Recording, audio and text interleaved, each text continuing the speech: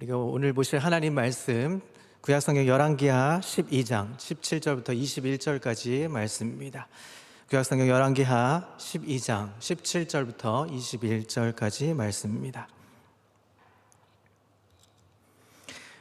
몇 절 안 되기 때문에 한 절 한 절 좀 교독하면 좋겠습니다. 제가 먼저 17절 읽겠습니다. 그때 아람 왕 하사엘이 올라와서 가드를 쳐서 점령하고 예루살렘을 향하여 올라오고자 하므로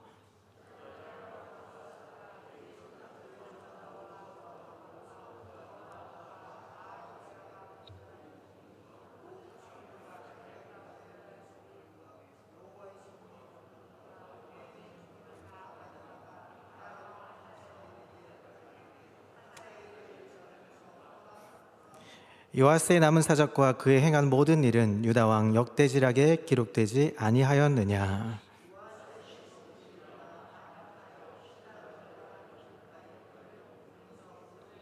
함께 읽습니다.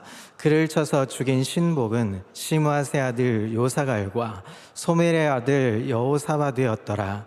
그는 다윗성에 그의 조상들과 함께 장사되고 그의 아들 아마샤가 그를 대신하여 왕이 되니라. 아멘. 할렐루야. 오늘도 이 밤에 하나님의 은혜와 평강이 삶에 넘치시기를 그리스도의 이름으로 소망합니다. 우리의 삶은 이렇게 표현할 수 있을 겁니다. 만남과 헤어짐이라고 말할 수 있습니다. 우리는 태어나서부터 부모 형제를 만나고 또 그 만남과 헤어짐 속에 친구들을 만나고 또 친구들을 또 만나다가 헤어지고 또 다른 사람들을 만납니다. 그렇게 만나다가 어느 시점이 되면 하나님의 품으로 우리는 하나님을 만나러 올라갑니다.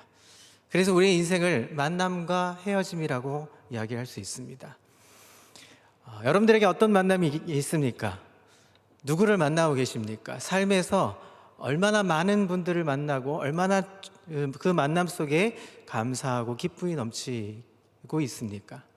또 어떤 분들은 그 만남 속에 정말 만나기 싫어서 어떻게 안 만나려고 버둥대는 경험도 있을 겁니다.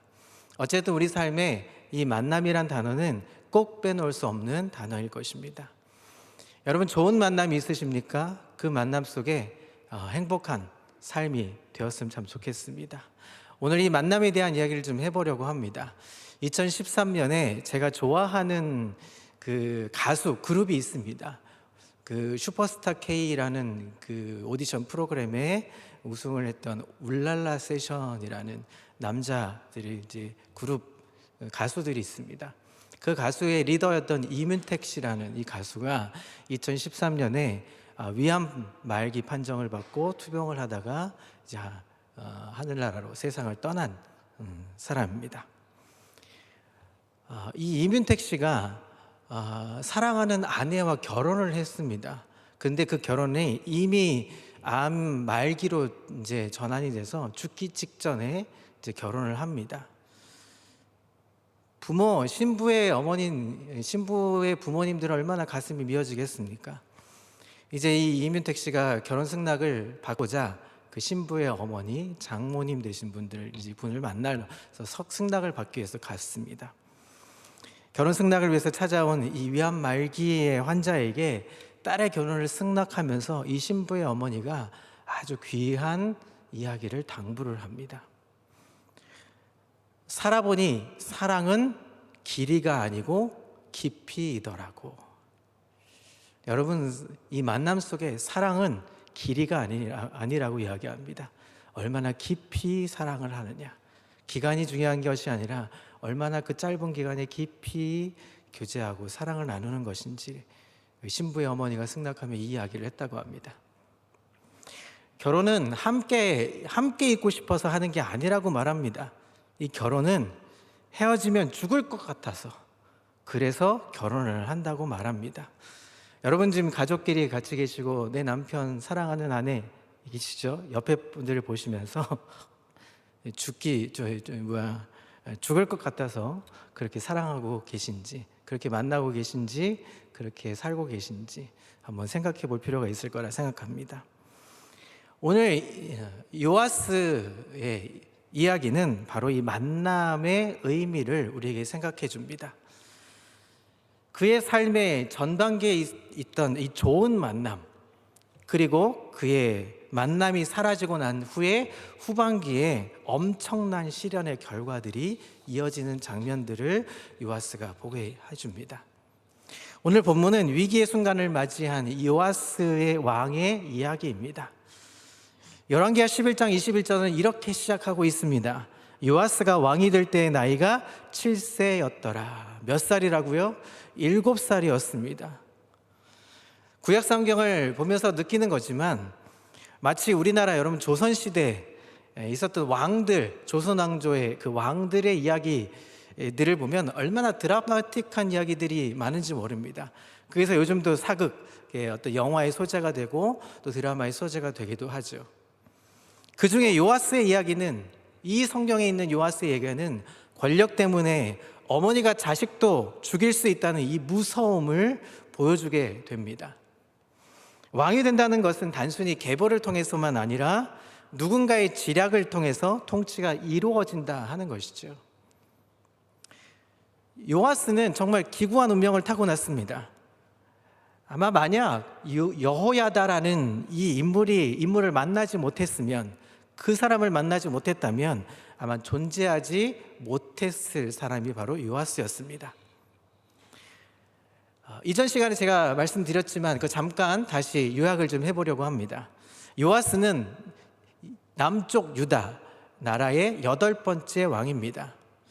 그의 아버지 아하시아가 예후라는 이 북이스라엘의 장군에게 이제 죽임을 당합니다.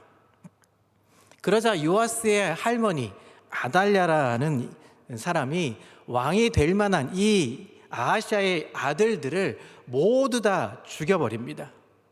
그리고 스스로 왕으로 등극합니다.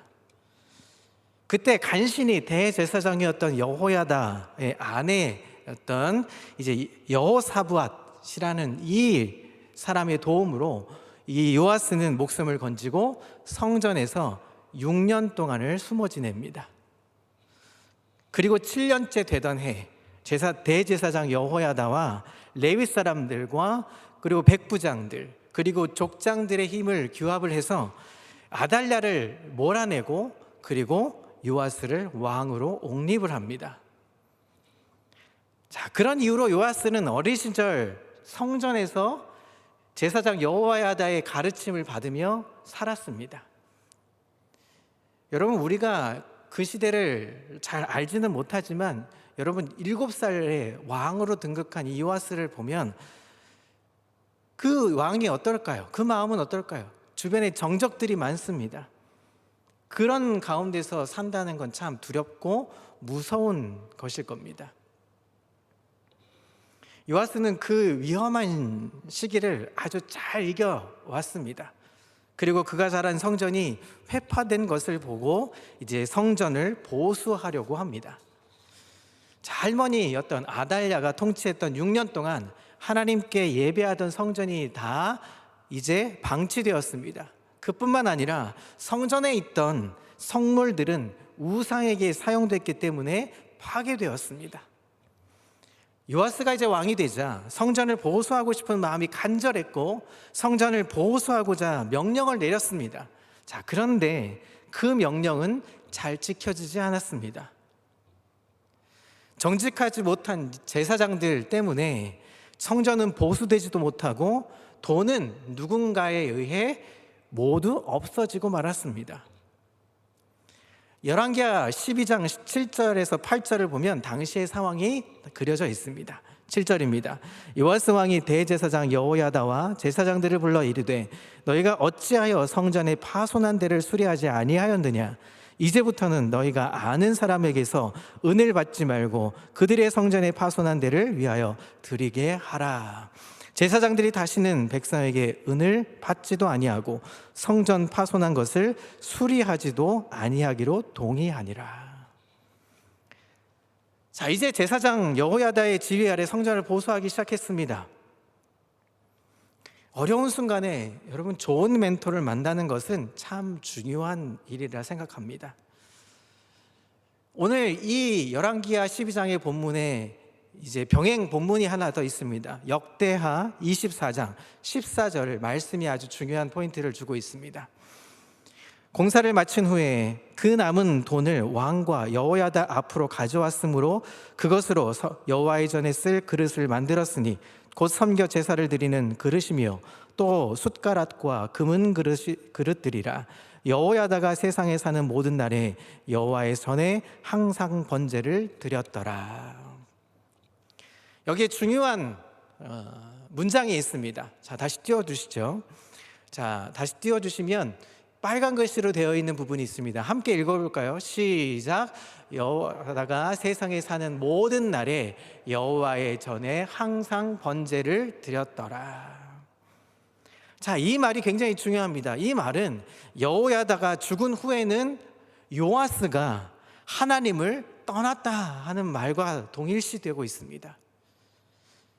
오늘 본문은 요아스가 하나님을 떠남으로 말미암아 찾아온 위기의 순간입니다. 아람왕 하사엘이 이제 블레셋 가드를 점령하고 예루살렘으로 향해서 올라오고 있던 상황이었습니다. 문제는 위기가 아니라 위기 가운데 어떻게 행동하느냐 하는 것이죠. 성경을 보면서 우리는 깨닫습니다. 우리가 살아가면서 직면하게 되는 이 분노의 순간이 문제가 아니라 오히려 그 분노를 어떻게 처리하느냐 하는 문제가 더 중요한 것이죠. 우리에게 순간순간 솟아나는 여러 가지 욕망이 문제가 아니라 그 욕망에 넘어지는 것이 문제라는 것입니다. 성경이 우리에게 가르쳐주는 교훈이 무엇입니까? 문제없이 살아가는 방법이 아닙니다. 끊임없이 직면해야 하는 이 문제 가운데서 어떻게 우리가 그것을 선택하고 어떻게 우리가 살아갈 것인가를 우리가 되돌아보는 것이죠. 자, 그런데 오늘 이 주인공인 요아스는 위기 가운데 어떻게 행동했습니까? 자, 우리 본문 18절을 한번 보겠습니다. 유다왕 요아스가 그의 조상들 유다왕 여호사밧과 여호람과 아하시아가 구별하여 드린 모든 성물과 자기가 구별하여 드린 성물과 여호와의 성전 곳간과 왕궁에 있는 금을 다 가져다가 아람왕 하사엘에게 보냈더니 하사엘이 예루살렘에서 떠나갔더라. 자, 성도 여러분, 요아스는 왜 이런 결정을 내렸던 것일까요? 그의 삶의 멘토였던 제사장 여호야다는 어디로 갔을까요? 자, 불행한 것은 이 땅의 누구도 우리의 영원한 멘토는 될 수가 없는 것입니다. 우리가 사람을 의지하고 도움을 받을 수는 있습니다. 멘토가 좋은 멘토를 만나서 그 좋은 멘토에게 좋은 이야기를 듣고 우리가 경청하면서 살아갈 수는 있습니다. 그러나 영원히 도움을 받지는 못합니다. 오늘 본문과 평행구절이었던 역대하 24장에 보면 2절에 이렇게 기록되어 있습니다. 한번 읽어볼까요? 시작. 제사장 여호야다가 세상에 사는 모든 날에 요아스가 여호와 보시기에 정직하게 행하였으며. 그리고 15절에 뭐라고 얘기합니까? 여호야다가 130세의 나이로 이제 세상을 떠나게 됩니다. 그리고 오늘 본문 다시 17절과 18절을 다시 보도록 하겠습니다.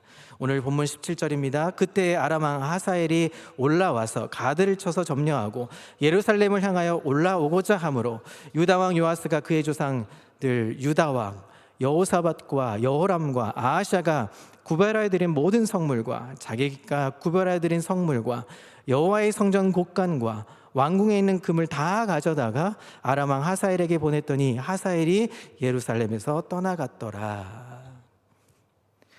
모든 왕에게서 여지없이 반복되는 것이 있습니다. 그것은 요아스에게도 기회가 주어졌다는 것입니다. 제사장 여호야다의 아들 스가랴라는 인물이 있습니다. 그 스가랴가 하나님의 영에 감동되어서 왕에게 나와서 돌이킬 것을 이야기합니다. 자, 그런데 그럼에도 불구하고 불행하게도 요아스는 나쁜 무리들의 꾀를 따라서 여호야다의 아들 스가랴를 여호와의 전뜰에서 돌로 쳐서 죽이고 맙니다. 그러고 나서 일어났던 사건이 바로 오늘 본문의 이야기인 것입니다. 열왕기하 12장 17절, 오늘 본문의 이야기를 다시 보겠습니다. 그때 아람 왕 하사엘이 올라와서 가드를 쳐서 점령하고 예루살렘을 향하여 올라오고자 하므로. 자, 이 말씀을 준비하다가 생각난 잠언서가 있었습니다. 잠언서 27장 17절 말씀입니다. 철이 철을 날카롭게 하는 것 같이 사람이 그 친구의 얼굴을 빛나게 하느니라. 자, 우리의 삶을 빛나게 해줄 여러분 좋은 신앙의 친구들이, 동역자들을 가지고 계십니까? 오늘 이 이야기는 요아스의 삶에서 빛나게 해줬던 한 인물이 있었다는 것이죠. 바로 여호야다였습니다. 제사장 여호야다는 요아스의 좋은 멘토였습니다. 그와 함께하는 동안 요아스의 얼굴은 빛이 났습니다. 멘토는 누군가에게 좋은 리더가 되어주는 사람입니다. 그리고 삶을 인도해주는 가이드가 되어주기도 합니다. 자녀에게는 부모가 좋은 멘토가 되겠지요. 신앙생활에서도 좋은 목회자를 만나고 좋은 동역자, 좋은 동료를 만나는 건 굉장히 중요한 일일 것입니다. 그러나 아무리 우리 주변에 좋은 멘토가 있어도 멘토로 삼으려 하지 않으면 그것은 아무 소용이 없는 것이지요. 우리는 성경을 통해서 실패했던 사람들을 종종 봅니다. 좋은 멘토를 만났습니다. 그러나 하나님을 붙들지 않은 사람들은 결과적으로는 사람이 떠나면 잘못되었습니다. 말씀이 멘토가 되어줘야 하는데 말씀이 아니라 사람을 의지했던 것이죠. 시편 119편 105절은 이렇게 이야기합니다. 주의 말씀은 내 발의 등이요 내 길의 빛이니이다. 디모데후서 3장 16, 17절은 우리가 잘 아는 말씀입니다. 사도 바울이 디모데에게 보낸 편지의 내용입니다. 사도 바울이 세상을 떠나기 전 로마의 감옥에서 사랑하는 디모데에게 이렇게 얘기합니다. 우리가 잘 아는 이야기입니다. 모든 성경은 하나님의 감동으로 된 것으로 교훈과 책망과 바르게 함과 의로 교육하기에 유익하니 이는 하나님의 사람으로 온전하게 하며 모든 선한 일을 행할 능력을 갖추게 하려 함이라. 참 좋은 멘토들이 필요합니다. 그렇지만 하나님의 말씀이 우리의 멘토가 된다는 사실을 여러분 기억하셔야 하는 것이죠. 이스라엘과 유다의 왕들이 악을 행하는 데 빠짐없이 들어가는 문장이 있습니다. 그것은 하나님의 말씀에서 떠났다 하는 것입니다. 이 말씀이 우리에게 멘토가 되기 위해서 우리가 알아야 할 것이 있습니다. 말씀을 생각나게 하시는 분이 바로 우리 성령님이시라는 것입니다. 요한복음 16장 8절에 이렇게 말합니다. 그가 와서 죄에 대하여, 의에 대하여, 그 심판에 대하여 세상을 책망하시더라. 요한복음 14장 26절에 보면 예수님께서 우리에게 보혜사 성령님을 기다리라고 하신 이유가 있습니다. 그것은 보혜사 곧 아버지께서 내 이름으로 보내실 성령, 그가 너에게 모든 것을 가르치시고 내가 너에게 말한 모든 것을 생각나게 하신다 하는 것이죠. 성령님은 어떤 것입니까? 우리를 가르쳐 주시고 우리를 생각나게 하시는 분이십니다. 사람은 아무리 좋아도 훌륭해도 우리의 곁을 떠나게 되어 있습니다. 요아스에게 참 좋은 스승, 그가 영원히 그와 함께 할 수는 없는 것이죠. 우리는 영화나 드라마 이런 것에서 많이 보지 않습니까? 훈련을 혹독하게 했습니다. 혹독하게 하고 나서 뭐라고 얘기합니까? 이제 때가 되었으니 하산하라, 이렇게 얘기하지요. 마찬가지로 우리에게 좋은 스승이 되고 좋은 멘토가 있어도 결국은 영원하지 못합니다. 그가 또한 그 좋은 멘토들이 우리와 동행하지도 못하는 것이죠. 가장 중요한 순간에 우리가 선택을 잘못하지 않도록 우리를 도우시는 분, 우리로 하여금 하나님의 말씀을 벗어나지 않고 지혜로운 결정을 하도록 우리를 도우시는 분, 그분과 동행하는 것이 필요하다 하는 것입니다. 지식은 우리로 하여금 올바른 선택을 다 하지 못하게 합니다. 여러분, 성령의 열매를 아십니까? 저희 사랑부의 지난주부터 외웠던 성경 구절이 있습니다. 갈라디아서 5장 22절 23절입니다. 성령의 열매는 사랑과 희락과 화평과 오래 참음과 자비와 양성과 온유와 충성과 온유와 절제니 이 같은 것을 금지할 법이 없느니라. 이 말씀을 우리가 외우고 이제 공부하고 있습니다. 이 말씀을 대할 때마다 하나하나 조목조목 가르치다 보면 이제 이런 이야기들을 합니다. 절제에 대한 이야기를 하면, 목사님, 저에게 그 절제의 문제가 제일 큽니다. 오늘을 이야기하면, 맞아요, 제가 그것을 해결하지 못해요. 저는 우유부단해요. 온유하지 못해요. 사랑을 이야기하게 되면, 맞습니다, 저한테 문제가 있어요. 제가 사랑하지 못합니다. 이런 이야기들을 종종 할 때가 있습니다. 성령의 열매를 하나하나를 다룰 때마다 그 열매를 맺는다는 것이 얼마나 불가능해 보이는지 모르겠습니다. 아무리 노력을 해도 그렇게 열매를 맺는 것이 사실은 불가능한 것 같아 보입니다. 그래서 우리는 깨닫게 되는 것이죠. 그래서 성령의 열매구나. 우리의 성격과 품성을 가지고 될 수도 없고 철저하게 성령의 인도하심을 받아야 가능한 것이구나를 깨닫게 됩니다. 우리 자신이 너무나 잘 알죠.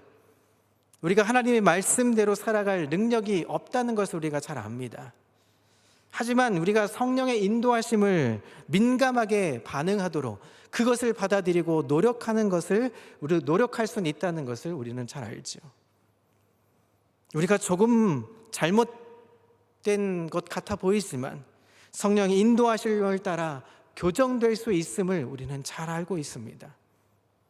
중요한 것은 우리 성령님을, 그리고 하나님의 말씀을 우리 삶의 멘토로 여기느냐 하는 문제이죠. 요하스가 얼마나 고민을 했겠습니까?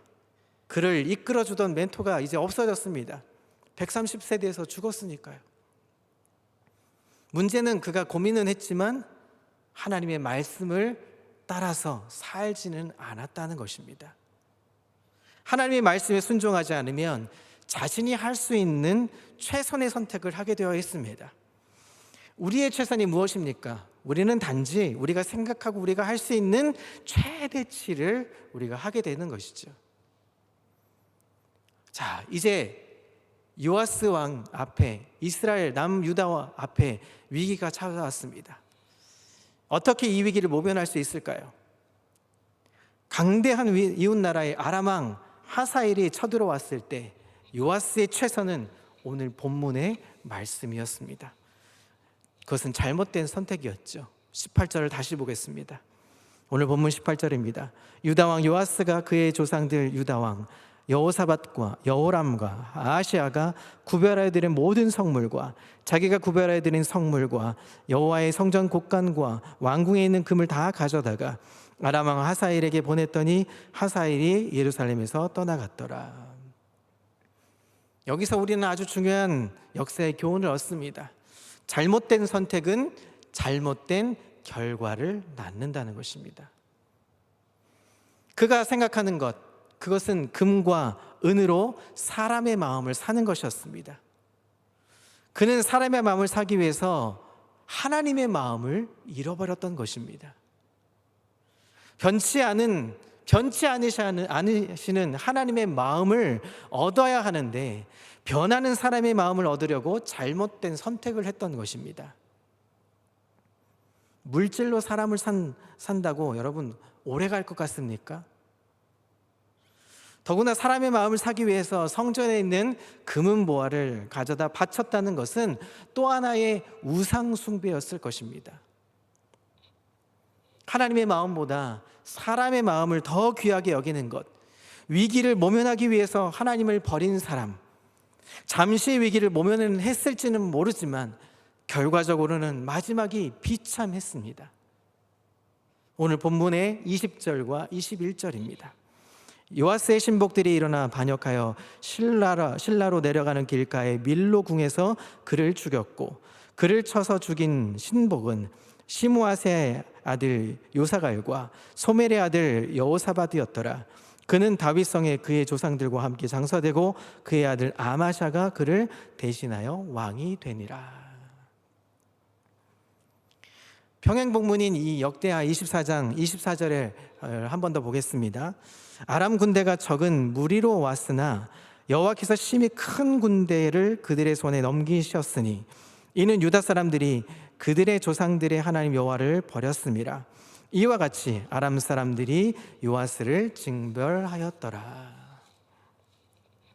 여러분, 이게 무슨 말일까요? 돈으로 사람의 마음을 사고 위기를 모면한 것 같아 보였지만 그 마음이 다시 변했다는 것입니다. 어떻게 변하는, 왜 그런 거 있죠? 어떻게 그래요? 어떻게 사랑이 변해요? 뭐 이런 말이 있죠. 어떻게 사람의 마음이 변할 수 있을까요? 어떻게 변하는 인간의 마음을 여러분 돈으로 붙잡을 수 있겠습니까? 얼마면 돼? 이런 말이 있죠. 얼마면 이 사람의 마음을 다 살 수 있을까요? 얼마나 살 수 있을까요? 돌아갔던 아람 사람들이, 아람의 군대들이 다시 예루살렘에 쳐들어오기 시작합니다. 결국 그 전쟁에 요아스는 상처를 입고 다시 도망하는 신세가 되었습니다. 본문에 보면 참으로 비참하게 요아스의 신복들이 반역을 일으켜 죽임을 당하게 됩니다. 오늘 이 말씀을 준비하면서 곰곰이 생각해 보았습니다.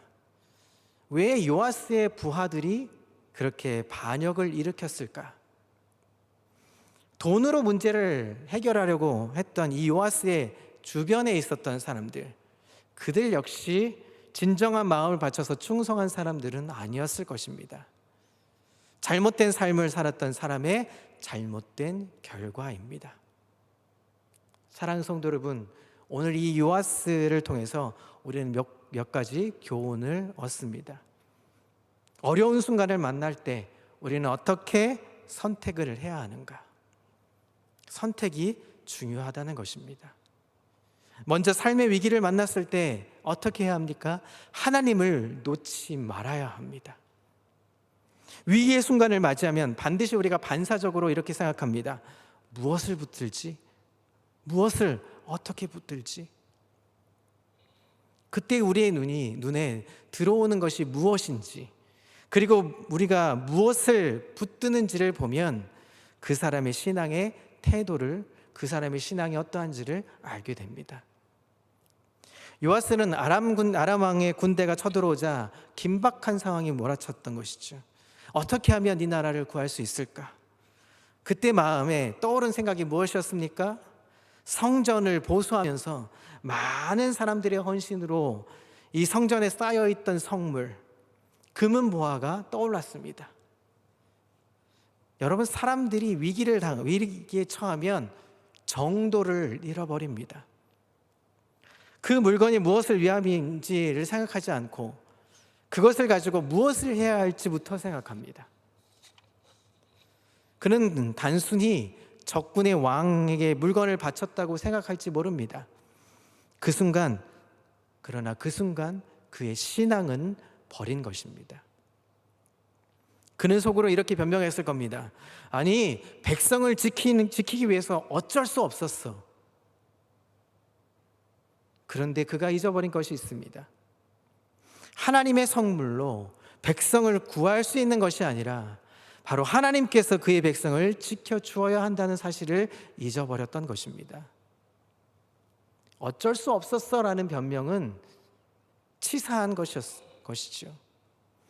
어쩔 수 없는 일이란 없습니다. 단지 자신이 그렇게 결정했을 뿐입니다. 솔직하게 내면을 들여다보면 그 위기의 순간에 요아스의 마음을 움직인 그 동인이 무엇입니까? 그것은 하나님이 아니라 물질에 있었다는 것입니다. 예수님께서도 마태복음 6장 24절의 말씀에 거북하게 들릴지 모르지만 정확하게 지적하고 계십니다. 한 사람이 두 주인을 섬기지 못한다. 혹 이를 미워하며 저를 사랑하거나 혹 이를 중히 여기며 저를 경히 여김이라. 너희가 하나님과 재물을 겸하여 섬기지 못하리라. 위기의 순간에 우리는 둘 다 선택할 수 없습니다. 하나를 선택하면 다른 하나는 놓아야 합니다. 우리는 세상의 거대한 기준 앞에서 속절없이 무너질 때가 많습니다. 왜냐하면 당장의 눈앞에 보이는 커다란 것을 느꼈기 때문이죠. 그리고 종종 우리는 하나님을 선택함으로 다가오는 엄청난 고통과 고난의 위기도 감지합니다. 하지만 우리의 신앙, 그 순간 어떻게 선택해야 하는 것일까요? 우리가 하나님을 믿는다는 것은 지금 당장 눈앞에 보이는 위기를 모면하는 것이 아닙니다. 우리는 그 너머에 있는 의의 최후의 승리를 믿는 것입니다. 우리가 하나님 편에 서서 말씀대로 살다 보면 당장 성공이 늦어질 수도 있습니다. 그러나 실패하지는 않습니다. 결코 하나님이 그냥 내버려 두지 않는다는 사실을 기억해야 하는 것이죠. 두 번째로 우리가 기억해야 될 것은 소유권에 대한 명확한 인식이 필요하다는 것입니다. 우리 인간들에게 보편적으로 나타나는 현상이 있습니다. 많은 사람들이 이렇게 기도합니다. 하나님, 저를 좀 축복해 주십시오. 그래서 하나님의 일에 잘 사용되도록 도와주십시오 라고 우리는 기도 많이 합니다. 자, 이렇게 기도할 때 우리는 소유권이 확실해집니다. 하나님의 것을 우리에게 허락해 달라는 것이죠. 그런데 그것을 일단 가지게 되면, 하나님이 주시게 되면, 그것을 받게 되면 어떻게 합니까? 우리의 생각이 달라집니다. 일단 내 손에 들어오면 내 것이라고 생각합니다. 하나님께서 가져가시면 아무것도 아니라는 생각에 그 망각을 잊어버리는 것이죠. 하나님께서 요아스를 축복하신 것은 하나님 보시기에 정직하게 행했기 때문에 하나님이 그것을 보시고 그에게 축복하신 것입니다. 그로 하여금 백성을 잘 다스리도록 해주신 것입니다. 만일 성전에 있는 물건을 하나님의 소유라고 생각했다면 하나님께 물어보지 않겠습니까? 하나님, 이렇게 써도 되지 않겠습니까? 하나님, 이렇게 써도 하나님 되죠? 하고 일단 물어봐야 되지 않겠습니까? 여러분, 죄는 착각에서부터 오는 것입니다. 똑같은 일을 해도 자신의 마음대로 한 일과 허락을 받고 하는 일이 다르지 않겠습니까? 소유권의 소재는 책임의 소재와 같은 것입니다. 우리의 인생이 공고해지는 이유는 그 삶의 무게에 책임을 자신이 우리가 지려고 하는 것입니다. 그렇기 때문에 우리는 더 곤고해집니다. 여기서 분명히 우리가 알아야 하는 것은 삶의 공고는 어느 누구에게나 언제나 찾아온다는 것이지요. 곤고함이 하나님의 뜻이 아니라 이 악한 세력, 사단의 세력들이 하나님을 대적하려고 하기 때문에 우리는 점점 그것을 공고해진다라고 표현할 수 있습니다. 이럴 때 우리의 삶의 주인이 누구이십니까? 우리 하나님이 나의 주인이 되어주신다. 나의 주인, 내 삶의 주인은 하나님이 되신다 하는 것을 인정할 때 우리는 그 앞에서 당당하게 제대로 승리의 싸움을 살 수 있게 되는 것입니다. 종교개혁자 루터를 아시죠? 이 루터가 그의 삶의 공고한 가운데 종교개혁을 단행합니다. 시작은 했는데 감당할 수 없는 이 무게 앞에, 어깨의 무게 앞에서 이렇게 간구하며 기도했습니다. 하나님, 제가 여기 있습니다. 하나님, 저를 좀 도와주십시오 라고 기도했습니다. 그리고 이런 찬양을 부릅니다. 내 주는 강한 성이요 방패와 병거 되시니 큰 환난에서 우리를 구하여 내시리로다. 요아스의 삶을 보면 그가 하나님 보시기에 정직하게 행했을 때와 하나님을 버리고 대적했을 때로 분명하게 나누어집니다. 그 이유가 무엇일까요? 오늘 본문의 이 12장 2절과 3절에 보면 그 이야기를 하고 있습니다. 2절과 3절입니다. 요아스는 제사장 여호야다가 그를 교훈하는 모든 날 동안에는 여호와 보시기에 정직히 행하였으되 다만 산당들을 제거하지 아니하므로 백성이 여전히 산당에서 제사하며 분향하였더라. 많은 왕에게서 갖게 된 현상이 있습니다. 그것은 뿌리 뽑지 못한 악의 근원이 머리를 들고 일어난다는 것입니다. 우리가 앞에서 살펴봤듯이 요아스의 행정은 스승이었던 제사장 여호야다를 만났기 때문에 아주 그 밀접한 관계 속에서 이루어졌습니다. 그를 키우고 교육했던 여호야다가 함께 있을 때는 정직하게 행했던 사람이었습니다. 그러나 그가 죽고 나자 박멸되지 못한 악의 씨앗들이 스물스물 씨앗을 두고 올라오게 되었습니다. 어거스틴이라는 학자는 이렇게 말합니다. 악을 선의 결핍이라고 말합니다. 선한 영역이 줄어들면 악의 세력은 크게 늘어난다는 것이죠. 선한 빛이 컴컴한 어두움의 영역에 깃들기 시작하면 악은 저절로 물러나는 것입니다. 우리는 여기서 아주 중요한 교훈을 얻습니다. 결국 우리가 정직하게 하나님 앞에 살아갈 수 있는 것은 우리 곁에 악의 세력을 곁에 두지 않는 것입니다. 제거하지 못한 악의 쓴뿌리는 언젠가 고개를 들고 일어나기 때문이죠. 여호야다가 죽고 나서 요아스 주변에는 새로운 인물들이 나타났습니다. 왕의 마음을 얻기 위해서 절하고 아부하는 사람들입니다. 하나님의 말씀이 아닌 사람들의 말에 마음을 빼앗기게 되었습니다. 그리고 풍요의 상징인 이 신들에게 자연스럽게 그의 마음이 가게 되었습니다. 모든 일을 말씀이 아닌 물질의 원리로 풀어가려고 했습니다. 그러나 악이 성행해 보이는 것 같지만 결국은 어땠습니까? 악의 결과는 어떻습니까? 심판으로 끝나는 것이죠. 따라서 의인은 악인의 즐거움에 참여하지 말아야 하는 것입니다. 악인의 번성함을 보고 위축될 필요도 없습니다. 자, 이제 마지막 결론을 도달하겠습니다. 요아스의 최후가 어떻습니까? 그가 마음을 얻으려고 돈을 바쳤던 아람도 그를 버렸습니다. 달콤한 말에 넘어갔지만 유다 사람들도 자기의 민족들, 자기의 동족이었던 유다 사람들도 요아스를 버리고 배신했습니다. 성경은 제사장 여호야다의 아들 스가랴의 핏값이라고 말합니다. 역대하 24장 25절입니다. 요아스가 크게 부상하매 적군이 그를 버리고 간 후에 그의 신하들이 제사장 여호야다의 아들들의 피로 말미암아 반역하여 그를 그의 침상에서 쳐 죽인지라.